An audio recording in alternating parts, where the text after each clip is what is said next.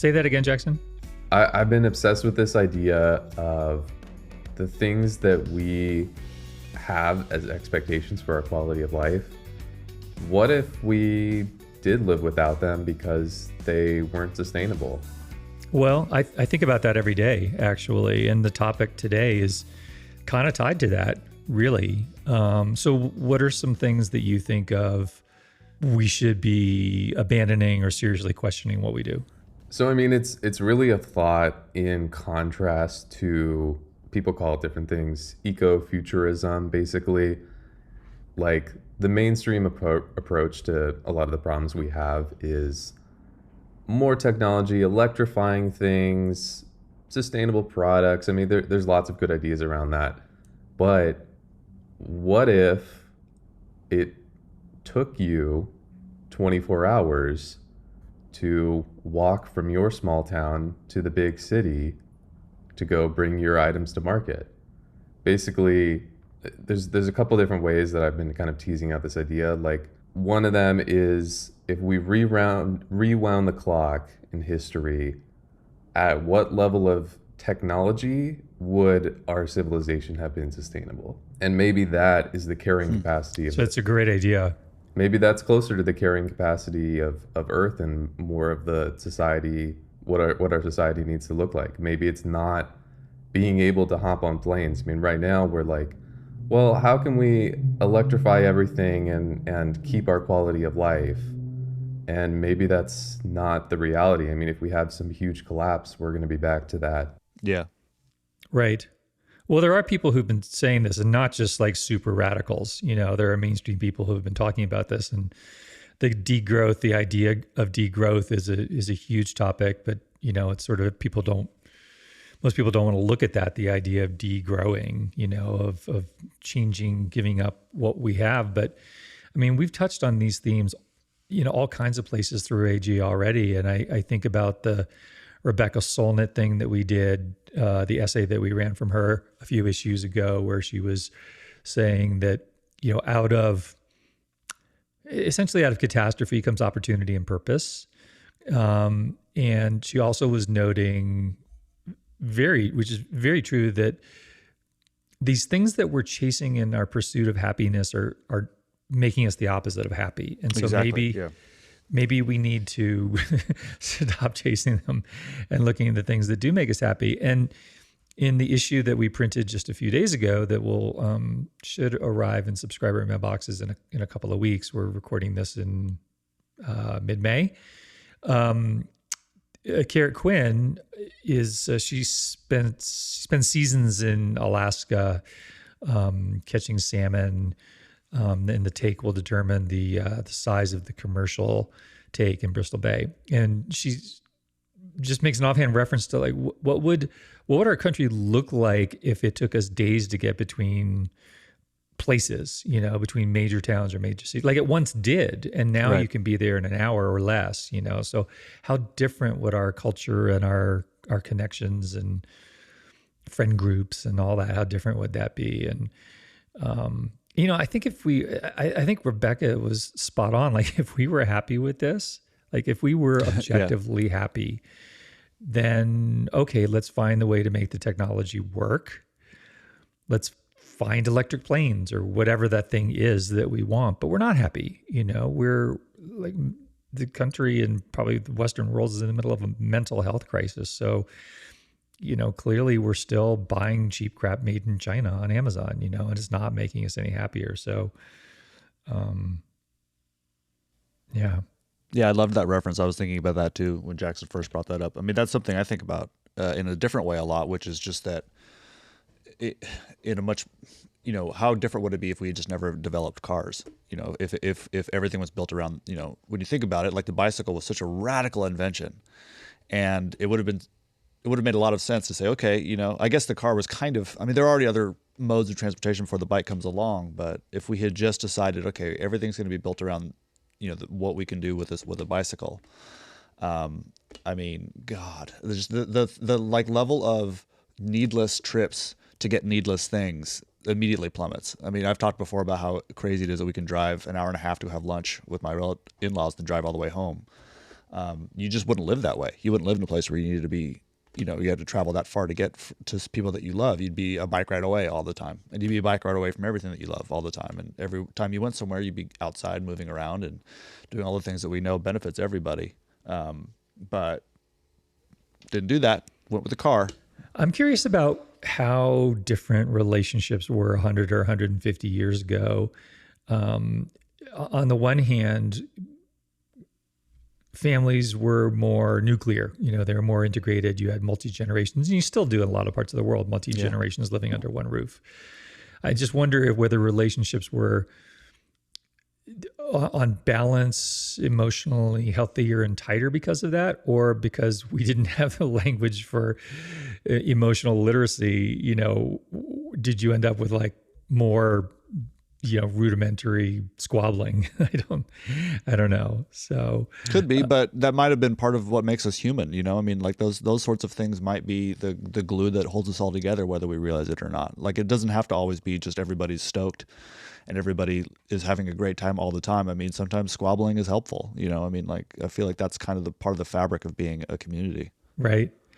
Well, so we did a cold open today. We were having this conversation and I just hit record. We weren't ready to record, but I went ahead and hit record because I thought, well, we're all struggling with this stuff and it is germane to what we're going to talk about today. And so welcome to the Adventure Journal podcast. I'm Stephen Casimiro. With me is Justin Hausman and our producer, Jackson Casimiro. And, I think that we often in the podcast and we talk about these things that seem like they're not directly connected to adventure as recreation. And yet we are privileged enough to have these adventures for recreation because we live in a world that for most of us is relatively rich and we have time for recreation, and it's set within the context of these things, right? Like we know that we can't avoid the context of the climate and the environment and public lands and, our democracy, our government, all of these things in our culture, and it's certainly, I think since the social media era, at least things have been changing really radically fast and making us sort of question all of these things. And so I think it's important to look at how we pursue our adventures within the context of these things. And we started off with Jackson talking about the idea of, maybe we need to give up these things that we, once took for granted, like jumping on a plane and flying somewhere. And so that's one of the things we're going to talk about today is the prompt that they gave these guys is, can you be happy if you only walked for your adventures? And I don't necessarily mean walking to your adventures, but I mean walking as an adventure. I mean, giving up your skis, giving up your bike, giving up your surfboard, sort of all those things. The idea of kind of like the most minimalist approach to it is what I sort of want to unpack and talk about. So, but before we get going, and we really did just cold open this, do we want to do gear first? How do we want to go about this? Well, it's hard to go back to gear after that, but well, not necessarily. Gear's part of it. Well, yeah, and I want to hear what you brought to the table. So yeah, we should. Okay, well, let's talk about gear. Yeah, I mean, gear does seem kind of frivolous within this context, but I mean, I was gonna say we can't do the things that we do without gear. Of course, if we're talking about walking as our primary access to adventure, then all we need is something to cover our gender parts and our feet, and maybe carry our water. But and actually, I would like put this out to the listeners. We're sending out a reader survey this week asking what people want from Adventure Journal. Like, what do you want us to cover? What do you want us to cover more of? What do you want us to cover less of? And that includes the podcast. And one of the questions is about gear and whether you want us to do gear on the podcast. Gear is a part of the experience. So I think it's relevant. But I want to know how much y'all really want from us. I mean, we're bombarded with pitches. We see stuff constantly, and we only kind of pick the things that we think are really that interesting to share with you. So anyway, the thing that I have that is interesting, I think, is just it's a pair of sunglasses. And Justin, having lived in Paris for a while, you can help me with the pronunciation. It's Vallon. Is it Vallon? Probably. Vallon? Yeah. Vallon. I think it's probably Vallon. Probably Vallon. Yeah, Vallon. Like one syllable somehow. Vallon. Somehow, if you can do it. So Vaillant has been around in France for a while and is coming to the U.S. market. And they have a pair of glasses that are kind of a 80s inspired shield for cycling. And I think most shield glasses are pretty hideous looking. But I'm going to put these on. I'm going to astound Okay. Justin Good. and Jackson. I mean, come on. Do those look dope? Those are rad. They're pretty rad, huh? Yeah. Yeah. I mean, I wouldn't wear them with just a hat, but they're pretty rad. Okay, well, the hat I can come off, but I mean, I'll put my helmet on for you. Would you wear those around town? Oh, hell yeah. Yeah, they're pretty sweet. That's kind of the style now, though. Is like these giant glasses, but those don't look. They don't look what I like to refer to as turbo. They don't look turbo. They look. They don't look like something that you're like pit vipers or something like that. Those are nice. Yeah. Well, I actually, before you guys jumped on, I did a screen grab because we're putting in the show notes because we're not recording the video anymore. You can just see how badass I look right now. And if you think I'm serious, I don't look badass ever, but I'm wearing the glasses. You would if you had a sweet bike helmet on, or like that. Did you see that bike helmet that Giro came out with like a few months back? That had that like just massive kind of ridiculous, looked like something from Spaceballs bike helmet. Oh man, was it serious? Yeah, it was real. I mean, they like made all their team riders wear them. So it was a time trial helmet? Yeah, exactly. Yeah, okay. They look like they belong under there. So are these the alien head shape? Are these the watchtowers? These are indeed the watchtowers, and I'm going to take them off. So there's some cool things about them. They really, first, I've been riding with them, and I've run with them, and they don't get all fogged up. They don't slip around, and that's thanks to they have the nose pads or two-piece little silicone nose pads, and the temple pieces have rubber side grips, and they're very light. They're 32 grams, which, if my math is right, I think that's 1 ounce and 4 grams. So very, very light. They come in 3 colors. I went with black, of course, with a gray tint, which is gives you about a 13% visible light transmission. And then there's a copper and a blue, but I really like the black. And, nothing is sustainable. Anything we make has an impact, but these are made, the plastic in them is made from 85% recycled fishing nets. So that's kind of cool.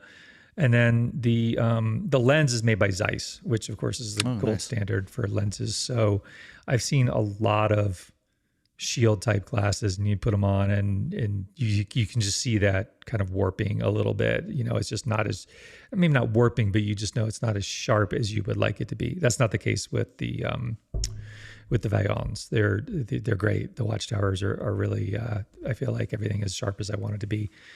And $158. That's not bad. How do they feel under the helmet? They feel great. They're so light.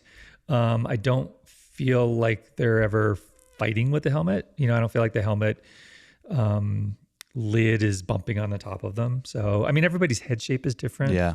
Their noses bridge is different, but I haven't had any issues. So I have a hell of a time trying to find shades that I like for riding.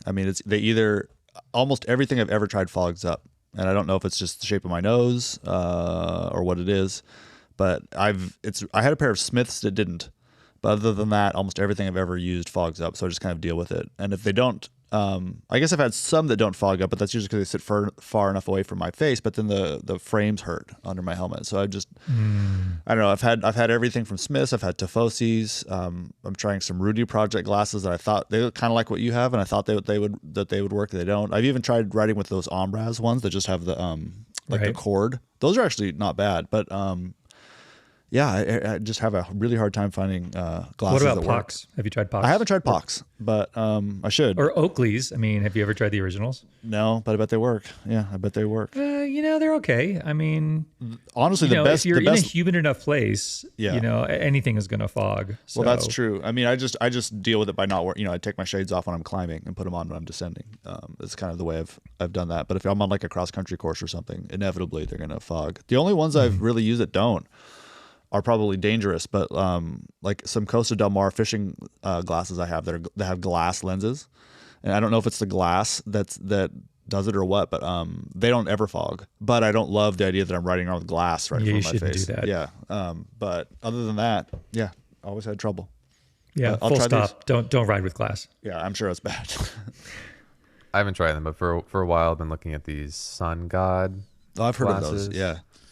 Yeah. Yeah, super customizable, but I mean, one thing that they make really easy is buying replacement lenses, including clear. So, I mean, how Yeah. much? I none of us probably do a ton of night riding, but Oh, do I you use think clear about all that? the time. I use clear all the time. Okay, do you have replacement lenses for Yeah. your glasses? Most of the, I feel like almost everything I buy comes with a set of clear lenses now, at least often anyway. But yeah, because a lot of the riding I do is in pretty deep forest. Yeah. And I don't really want it to be any darker. I just honestly, I mostly wear glasses to keep stuff out of my eyes. I don't really, it's rare that I really care that much about sun in my eyes. It's more about getting like, if I don't wear glasses, inevitably I get dirt, mud, little sticks in my eyes, that kind of stuff. Well, UV, man, you got to protect your eyes from UV light. I know, I'm getting older. Well, I mean, yeah, just saying, I should get UV contact lenses. playing the dad card. Yeah, I know. It really catches up with you, folks. Okay, so we're going to shut the door on the Vaillons. That's you can find them wherever. VALLON.com if you're interested. We'll put a link in the show notes. So, do you have anything, Justin, gear-wise, that you wanted to tee up, or are we going to move? Should we move Let's to? on. Yeah, I didn't plan to bring anything. So no, I thought we were just going to do yours. Okay, all right. So the question that I'm posing for us is: could you be happy if you only walked for adventure, and which means giving up your gear? And by walking, I mean human powered feet. Yeah. And if we're talking water sports, then you can swim. But basically giving up the gear component of it and just stripping adventurous pursuits down to their most elemental. I have a friend who he taught survival skills at the Boulder Outdoor Survival School, and that's Boulder in Utah, not Colorado.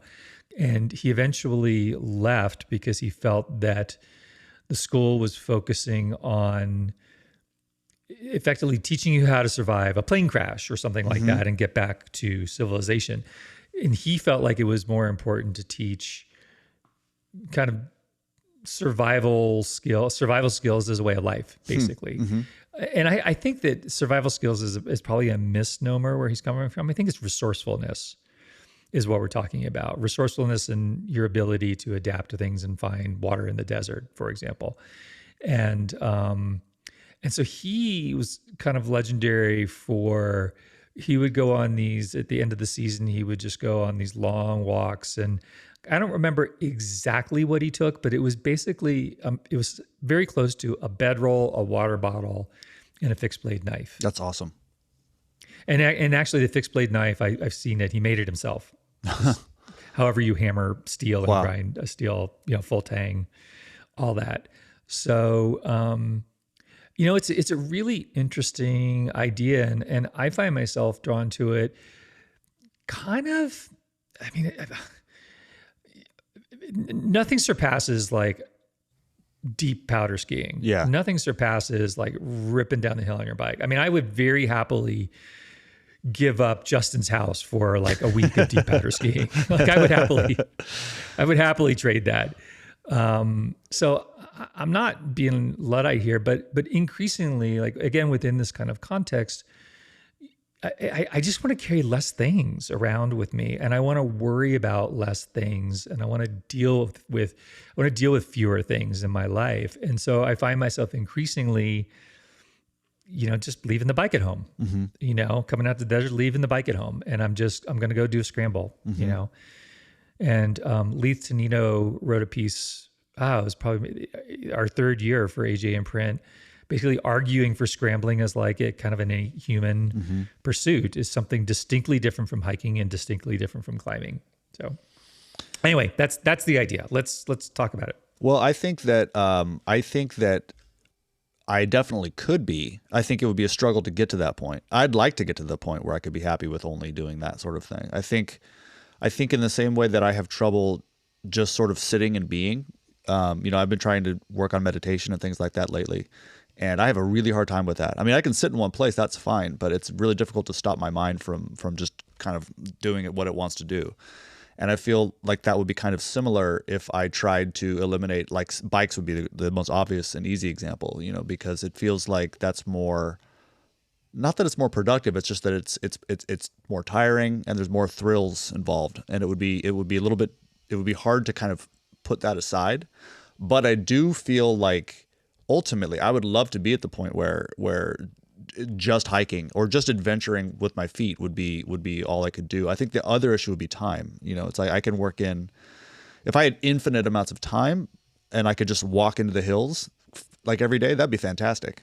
But if I only have an hour, it'd be difficult to get to the point where just going for the same hike I've done a million times or something like that would fill that bucket. But it seems like something to strive for sure. I've always been fascinated with the idea of big long walks. I mean, if I were to pick off any big adventure, it would be walking across the country, like no question. Not necessarily, like the PCT or the CDT or anything like that. Just straight up walking across the country. I think that would be incredible. So I'd love to get to that point. Well, you do give up the thrill aspect. There's no question about it. I've never been thrilled walking. Yeah. But I did a peak scramble a week or two ago. Mm-hmm. Instead of going down the way I came up, I went down the other side, and I had no idea what I was going to find. And it got very cliffy. Mm-hmm. And one of the great fun things about that is, I mean, it's very much it's a puzzle, and, I had to backtrack and go back up and go around things. And I didn't know if I was going to have to go all the way back up and find another route. And when I got down at the bottom, when I was finally down at the bottom and I knew there was nothing else that was semi-technical, or a little bit exposed, then I was like, man, it was so fun. So there can be exhilaration there for sure. Yeah. Yeah. But it's not the same as like, berming. Yeah. Yeah. And, but that's also not really, what's interesting about that is, now that I'm thinking about it, I mean, that sort of thrill of basically like a gravity-based thrill, that's not that we need to get like too wrapped up in the sort of, definitions of these words, but I mean, that's not necessarily part of adventure. Like that's more. We should get wrapped up. I mean, this is our job. Well, that's true. The name of the book is Adventure. So that's true. But I mean, like in a way that it like riding a mountain bike down a trail is not adventurous in the way that grabbing a bedroll and a knife that you made and just like heading east is. That's a kind of a different thing. And I mean, you can obviously work mountain biking into big adventures, clearly, but in terms of living a life of adventure, I mean, you could easily do without all that stuff.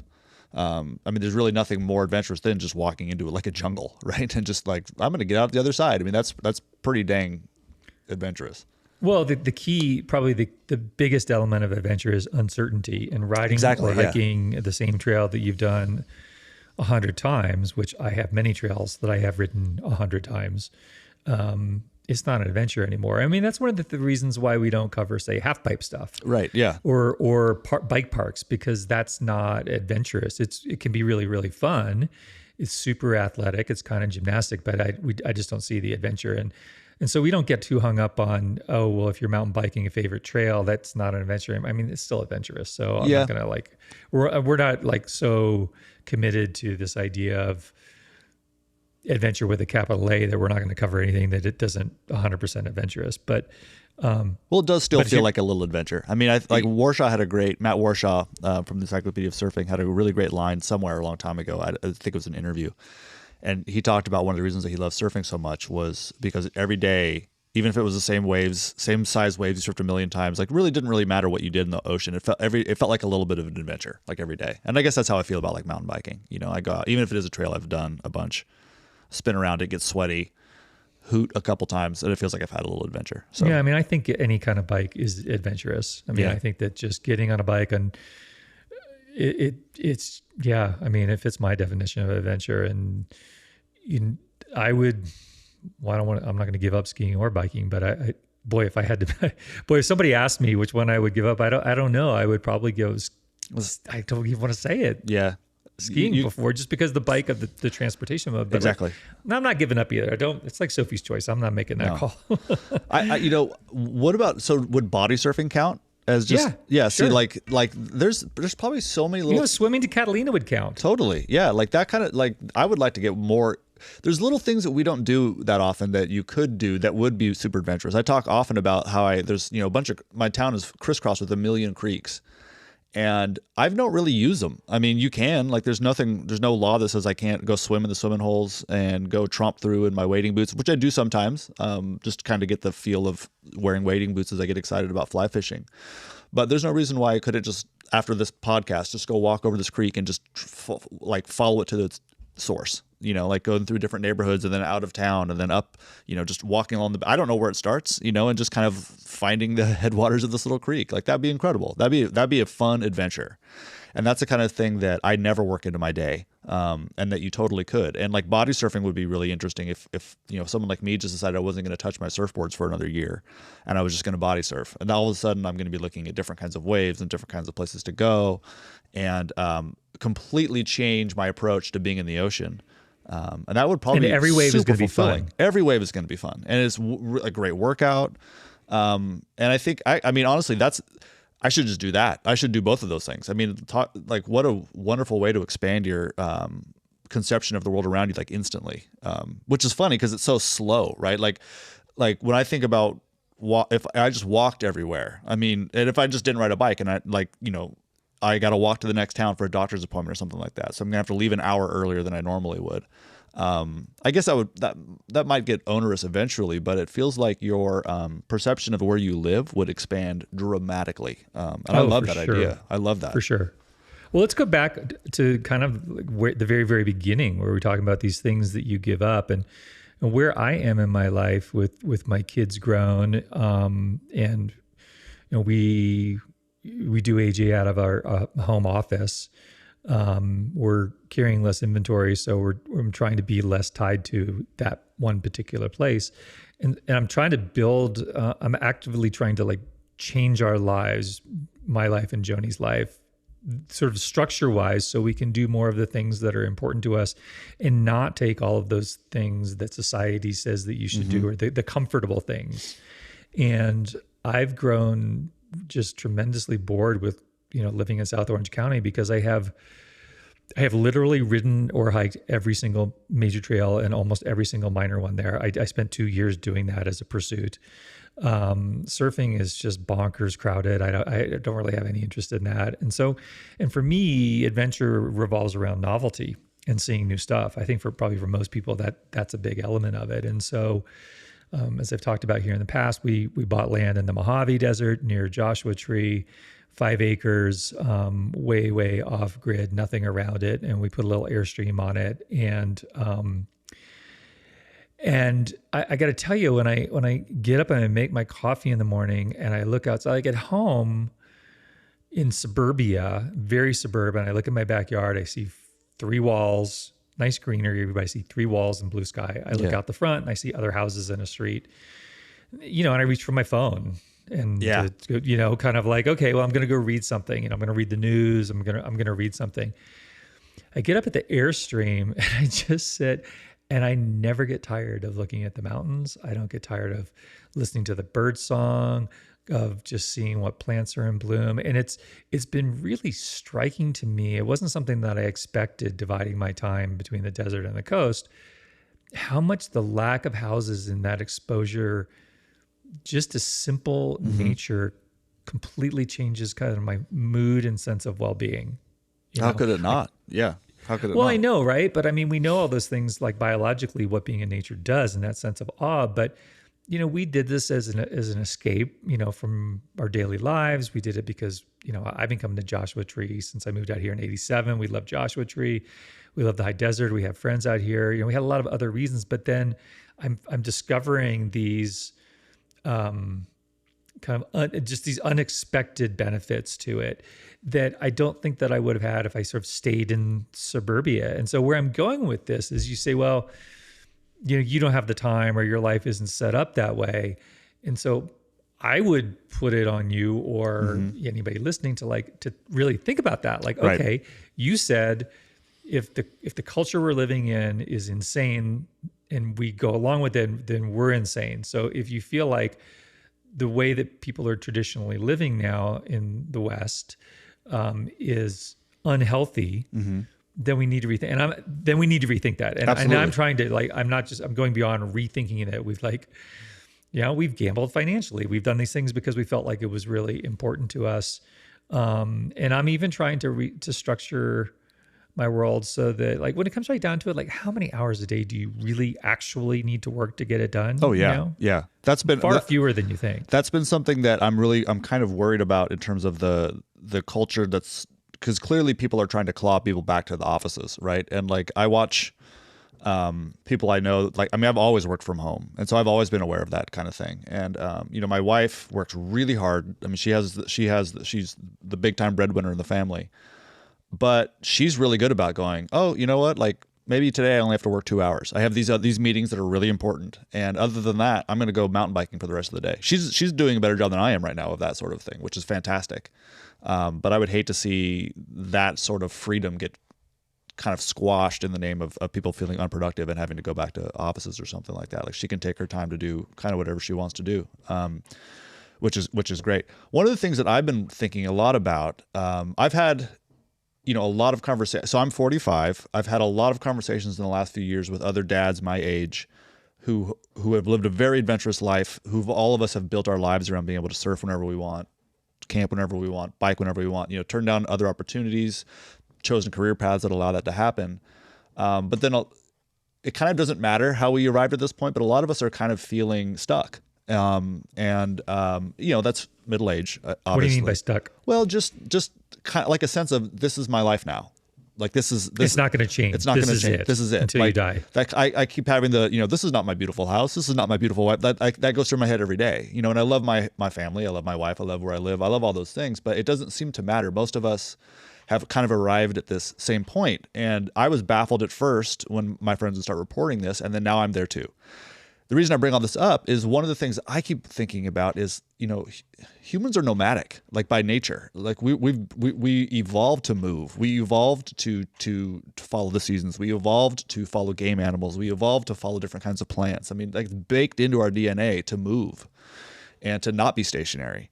And I don't mean during the day, but just generally speaking. And you know, it occurs to me that, you know, for a lot of us, we spend our 20s, you know, moving around. You go to college, you try a new city, you do this, you do that, you meet new people, you make new friends, you try new pursuits, and you're moving. You're constantly moving, and you're kind of, that's probably why your life feels so fulfilling.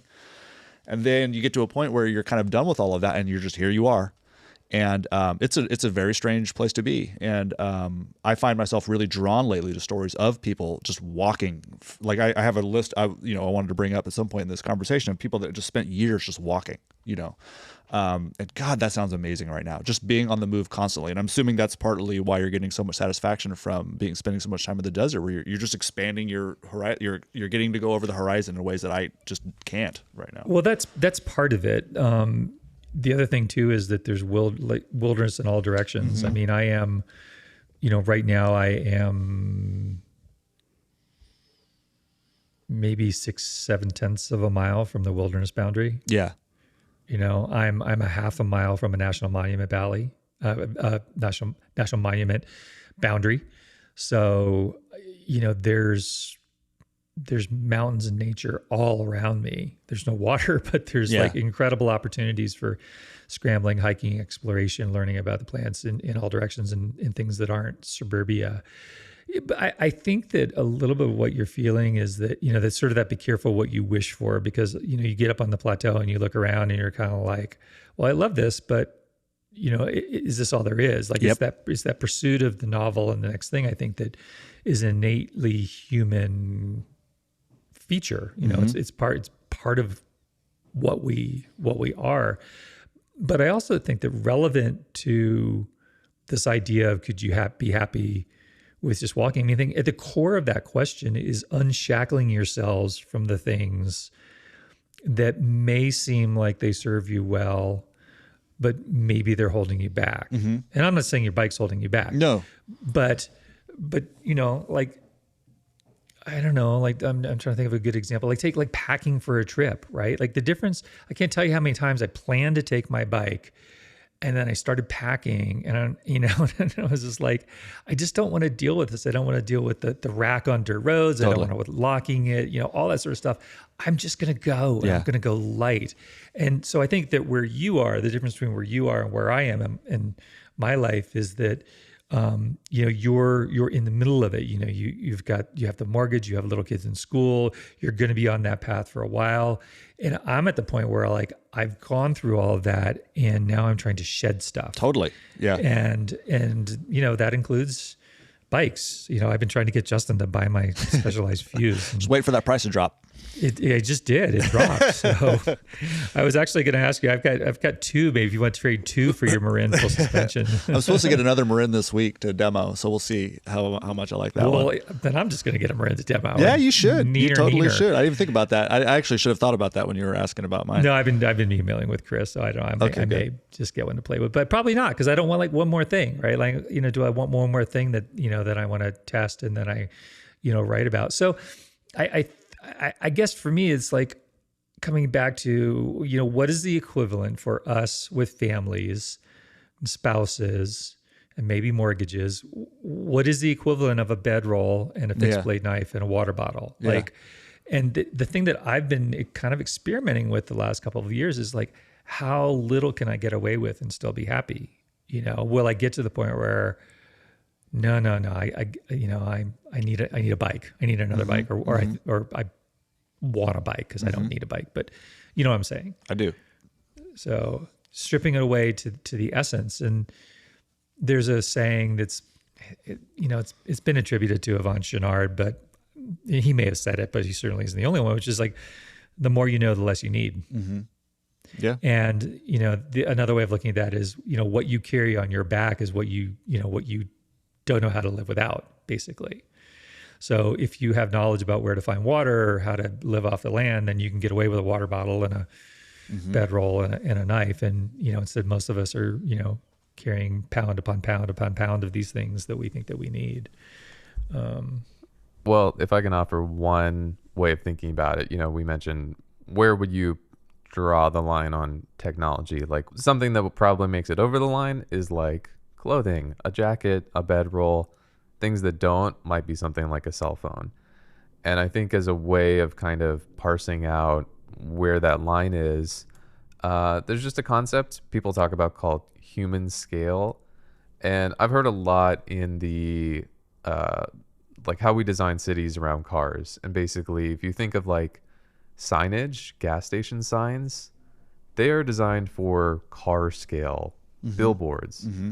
And that's part of why walking in those places feels so bad, is that the driveways, alien. Yeah. the signage, everything is built around a different scale. And so you can think about human scale in terms of design, transportation, but also information. I've been editing this piece for Bound for Nowhere, these YouTubers, and they were hiking this High Sierra trail.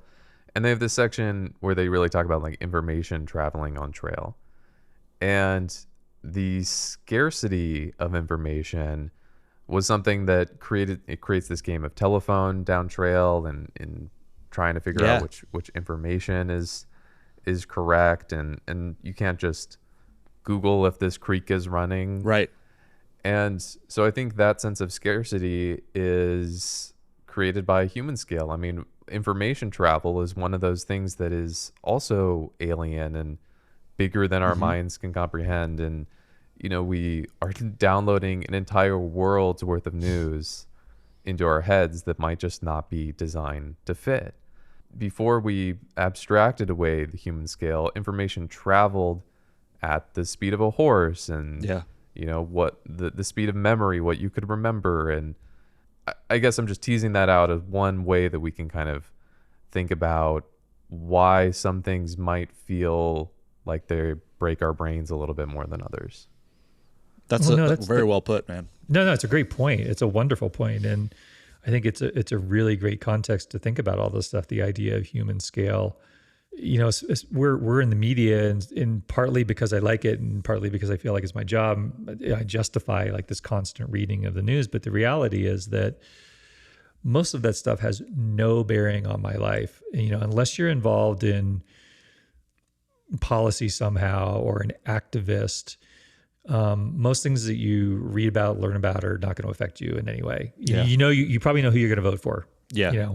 So all it's doing is adding more things. And we're such adaptable creatures, but just because we can do it doesn't mean we should do it, you know? And so we stiff all the stuff. And I was thinking about, okay, like if you're, it's really interesting to hear, sort of Mac and Owen, That's Bound for Nowhere.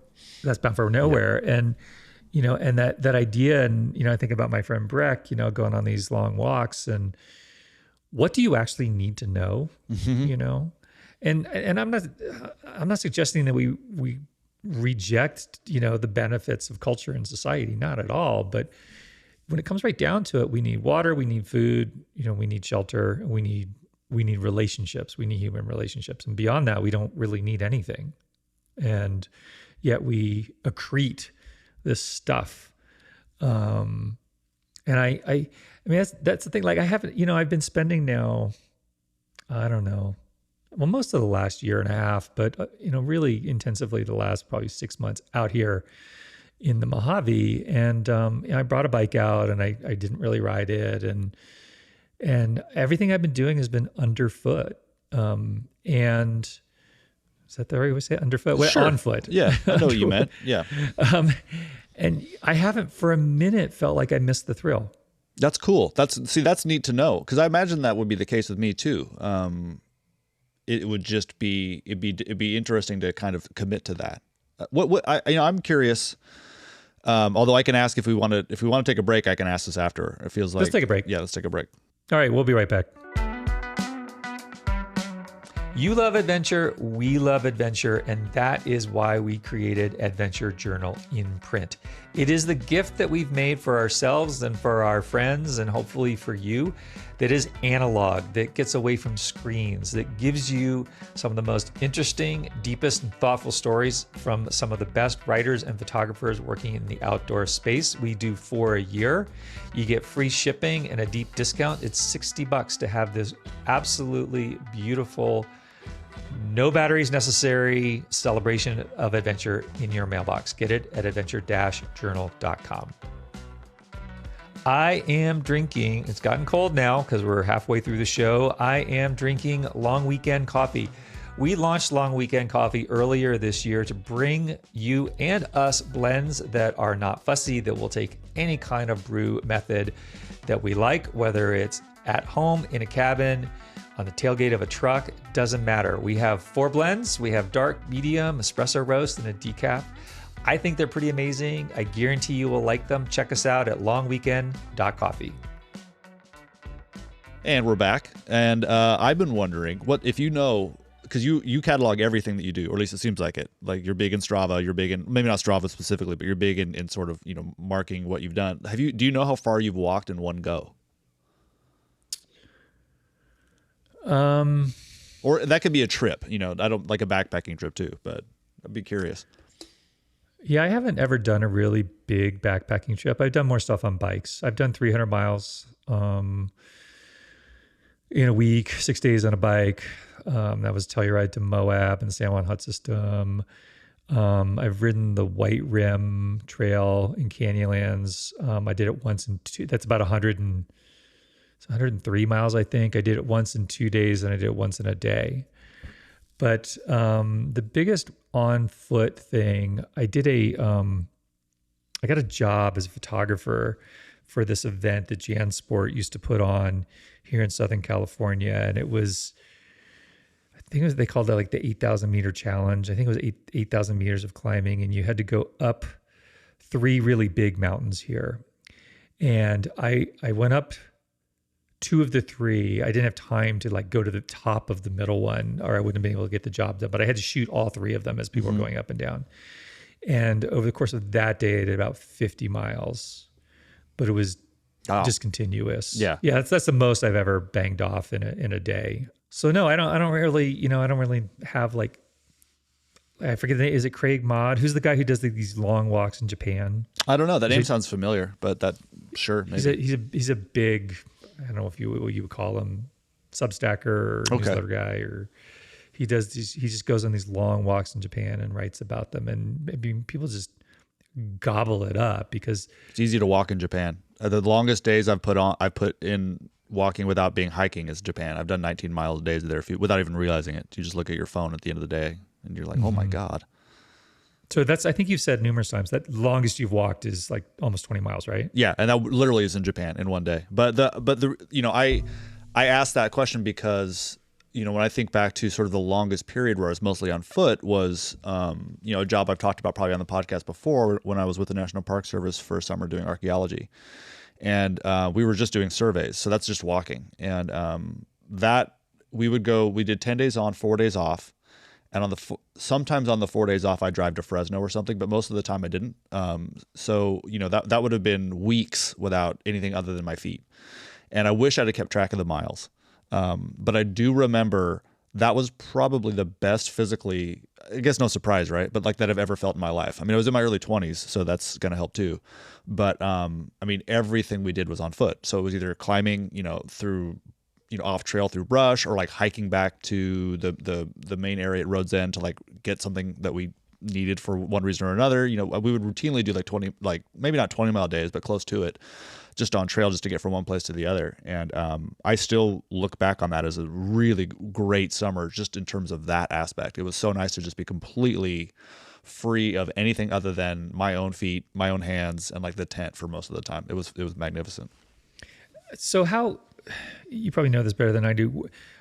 How far back do we date the modern human species? It depends on lots of different things, but I think roughly now we say like 2 million years or so. Okay. I mean, like people that you would recognize as like you and me, probably like 150,000 years. Okay, but all right. Well, either 150,000 or 2 million. If we call we could call modern culture the rise of agriculture, so about 10,000 years, or we could, I think maybe call it the Industrial Revolution, really. Sure. Yep. So 200 years. Whichever it is, like for our, Homo sapiens modernus, is very short compared to just Homo sapiens, right? And so like we genetically, like we're wired to walk. Yeah. And to run. Like this is what we do. And there's I don't know if it's a famous case, you might know this better than I, but there was a case where either archaeologists or anthropologists, or I don't know, people were making these judgments about distances that people covered, 50, 25,000 years ago. And they were blinded by the fact that nobody walks very far, that maybe we get 10,000 steps, right? Well, I think that probably, back in the day, people got, a lot more than that. Like I'm sure it was not uncommon for people to walk 15 miles in a day. Oh, I would think so. Or 20 miles a day, easily. or 30 miles in a day, because they wouldn't have thought anything else but that. That's just what you did. That was the only option you had, was to walk. And so, we woefully underestimate, I think, what we're capable of, with time to, train. Yeah. Well, it wouldn't take much. You just walk. You just walk. But I also think that we underestimate the satisfactions that we will feel there. And I hadn't even thought, in prep for this discussion, like I didn't even think about like, oh, I haven't missed a bike out here. I've just been doing my thing and I've been so completely happy. And I keep thinking, I want to bring a bike. And I'm like, but then I never do. And so I think that there is an element of kind of coming home to this. Yeah. And again, I'm not suggesting that we reject the toys and the tools, but I think I do think that we will be surprised by what we find by stripping away and getting down to the most essential. Well, think about how just the phrase "go for a walk," like that is such a ubiquitous thing. It's prescribed. Well, I wasn't even thinking doctors at first, but just, like if anything, you have a stomach ache, go for a walk. Oh, you feel stressed out, go for a walk. Oh, you're really tired, go for a walk. I mean, we know intrinsically that walking makes us feel good. But it's astonishing how I hadn't really thought about it until just right now. Like you can't even just go hiking. Like you have to have a day pack. You have to have the right shoes. You have to have this, you have to have that. Like, it's like, just you have to have a purpose. Just go for a walk. Like it's an incredible thing. I remember last summer up in Tuolumne, it was my last day of this camp trip, and there was Yosemite National Park. Yep, and there was this one trail that I wanted to check out that I hadn't checked out before, and so I stopped, and I didn't have anything either. I just parked my truck, and I didn't even have a water bottle. I just walked down this trail, And I encountered a guy who was probably like, I don't know, 60, and he was wearing all denim and like had like his clearly like a walking staff that he took everywhere. And I asked him where he was headed, and he told me, and it was a place like 10 miles away. And I looked and I watched as he walked down the path, and he didn't have anything. And I was just like, and I get back to my truck, and his truck is next to mine, and clearly, faded old Yosemite stickers. This guy's been doing this forever. And I was just like, that's great. Like what a great plan. I mean, that's kind of what I was doing too, just walk, but I wasn't going to go that far. But there's something so romantic and special about that. But going home is a really interesting way to put it, because that is what it feels like. Well, it's also not just human scale, but human speed. That's crucial. I mean, I think that's what Jackson was getting at earlier. Yeah, and this is the thing too that I think warps our sense of expectation around walking. And in some ways kind of ruins it, because I like to go fast. I like to cover ground quickly. And so as one of the things I love so much about a mountain bike is the ability to, cover ground pretty quickly. And, even trail running. I mean, I like, trail running because I can cover more ground, but that doesn't necessarily mean you should, right? I mean, I think that when you look at those speeds, then it's like, well, walking is boring. Yeah. And it's so slow, but yet, so like if you take those options away and all you have is walking, then I think that you can kind of settle into that pace and enjoy it for what it is. Yeah, I think so. I jotted down some of the longest walks that like we know of before the podcast started, and like to go this far, this long, obviously you're enjoying it. But there's one. Well, it depends on why you're doing it, I guess. But Jean Beliveau, I've never heard of this. He's credited with like the longest known continuous walk, 46,000 miles from 2000 through 2011. Wow. I mean, he obviously got on. No, I say continuous. He had to have gotten in a boat. So, but I mean, maybe he was walking back and forth on the boat. But I mean, at one point, across the ocean. But he started in Montreal, and he just visited as many countries as he could. He ended up meeting with like Nobel laureates and stuff. He was trying to raise awareness for something. But he had a little cart with supplies that he pushed around. Then there was the Peace Pilgrim, which I'd heard of before.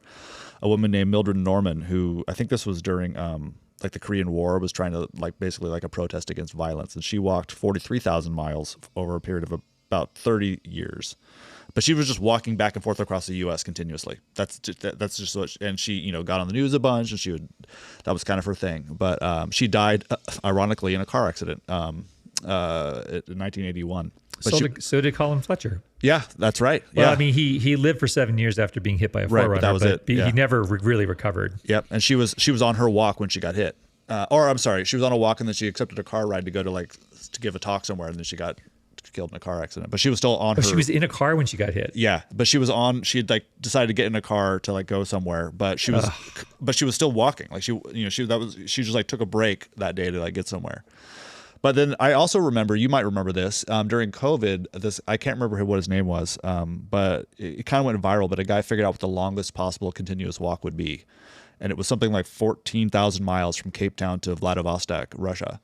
And that was huge. And I remember that, and I remember thinking, holy smokes, like that's the coolest thing you could possibly do. What a cool thing to figure out. But I don't think anyone's actually done it. It'd be a nightmare logistically. Well, yeah, I think we covered that in AJ. Well, Jackson was big into, I think a guy was a YouTuber in the UK who was that guy? I was wondering if I brought it up on the show before. I think we did talk about it. So I think his name is it the Geo Wizard or whatever? Geo Wizard, yeah. It's just this fascinating experiment where they do straight line mission, and so he'll walk across Wales, and he does all this scouting ahead of time to kind of find this ideal straight line across the country in the narrowest part, and then he uses a GPS, and he's defined kind of like gold and platinum boundaries for how close he can stay to the line. And then somebody has made like a utility that takes your GPX file and like translates your track into a score, essentially. Awesome. If you go so far offline, it just like destroys your score basically. But it's this super interesting way of teasing out I mean, the amount of things that he has to go through and experience that you would just opt out of normally. Totally, yeah. And one interesting thing is that he only really does it in the winter months because of stinging nettles and bugs and all the nasty things he would have to climb through that are blooming. Yeah, I remember that guy. I wanted to cover him, but I actually tried to get Jeff Moog to interview him, and for some reason it didn't happen. And every time I see something of his on YouTube, I'm like, I gotta get a hold of this guy, and I just keep forgetting. I'm taking another note because he sounds kind of awesome and kind of absurd. Yeah, at it the is. same I mean, time. it is also like kind of gimmicky, but it is cool. Well, it's the guy who had the longest sits. I was just thinking about that guy. Yeah, but I still find that guy endlessly fascinating. I mean, I swear to God, every time we do a podcast, it feels like we're like marching toward Buddhism. But like that guy, to me, has figured it out. I mean, it's like that's where I want to get, to the place where I Really? can just sit. Yeah, I think that'd be amazing. Yeah, that doesn't appeal to me.